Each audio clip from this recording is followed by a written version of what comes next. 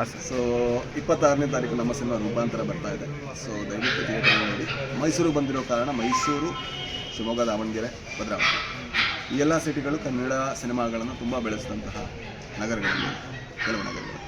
ಹಾಗಾಗಿ ನಮ್ಮಿಂದ ಆದಷ್ಟು ಒಳ್ಳೆ ಕಂಟೆಂಟನ್ನು ನಿಮ್ಮ ಮುಂದೆ ತರೋದಕ್ಕೆ ಪ್ರಯತ್ನ ಪಟ್ಟಿದ್ದೀವಿ. ತುಂಬ ಡಿಫ್ರೆಂಟ್ ಆಗಿರುವಂಥ ಸಿನಿಮಾ ನೋಡ್ತೀರಾ ಅನ್ನೋಂಥ ನಂಬಿಕೆ. ತಾರೀಕು ನಮ್ಮ ಸಿನಿಮಾ ಬರ್ತಾ ಇದೆ, ರೂಪಾಂತರ ಅನ್ನೋ ಒಂದು ಸಿನಿಮಾ.